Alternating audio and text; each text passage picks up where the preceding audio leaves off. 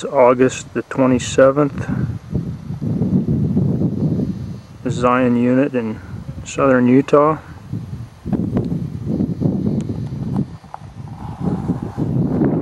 First day of Laura's hunt.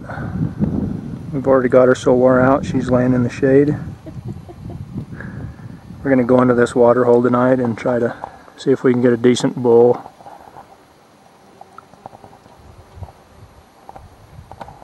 There's been some sign down there, and there's also a mineral lick.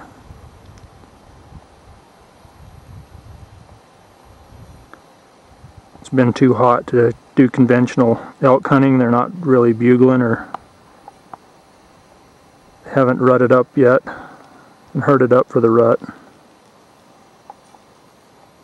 And so with the weather the way it is, we're going to try sitting on a water hole and hope our luck changes.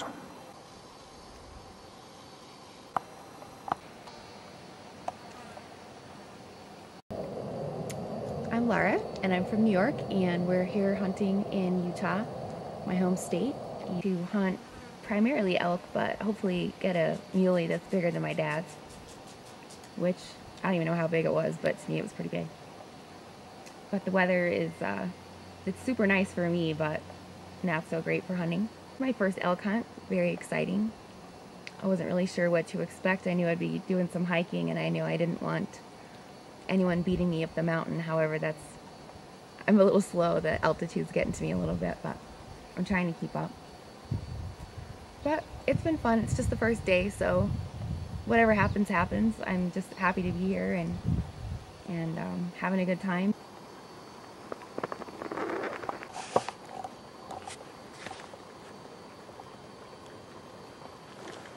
This is my second day of my archery deer and elk hunt. We're back down at the same water hole, but we're in a tree stand this time. Yesterday we had two really nice bucks that came in along with a few others, and quite a few does and fawns. They spooked from some movement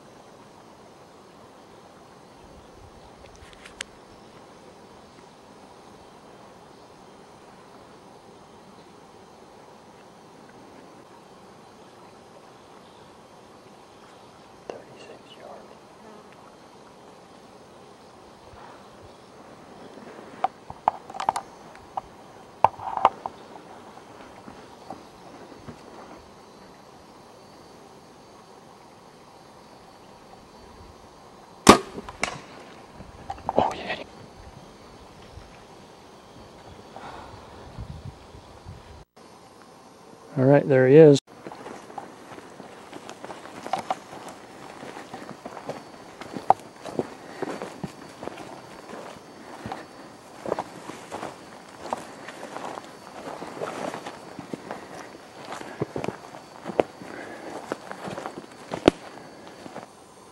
But I was able to keep my composure. It was a 36-yard shot, and I knew I could make this shot, so I'm just glad that he went down fast. How far away was that? From here about 200 yards, but he didn't leave very much blood at all because of the angle of the shot. It was we were steep angle. 27 feet up in the air, so that was awesome. That was super steep angle over there. Yep. He's nice. Very nice. It's a 4x4 with an eye guard on one side, a little eye guard on one side.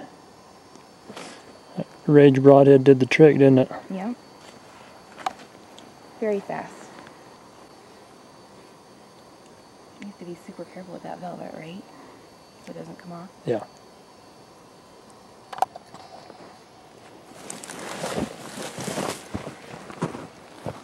I got my mask and cap on, I'll probably piss him off. No, doesn't matter.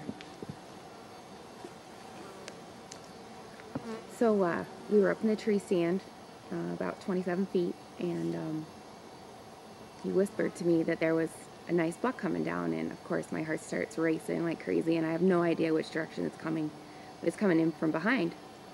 So I'm kind of angled over to the left because that's like going to be the most comfortable shot for me to make. And of course I hear, you know, something coming on the right, and I kind of look out of the corner of my eye, and it's this little spike, and I know for sure that that's not the deer he's talking about, but he's super spooky, and I just was trying to hold really, really still, and I could see another deer behind him, quite a bit bigger, but I couldn't see if it was a doe or a buck. And they moved in a little bit more in front where I could see him without moving too much, and I could see that it was a really nice buck. And I couldn't get a shot when he was at 30 yards because it was just too much of a movement for me to have to make, and without spooking him. And the little spike was already super spooked, and so when they went to go get some water at the water hole that we were at, he told me it was 36 yards, and I tried to just stay as still as possible and draw back, and I felt really comfortable, and it was a pretty steep angle, but I made the shot, and we found him about 200 yards away from where the shot was made, so I was super happy about that.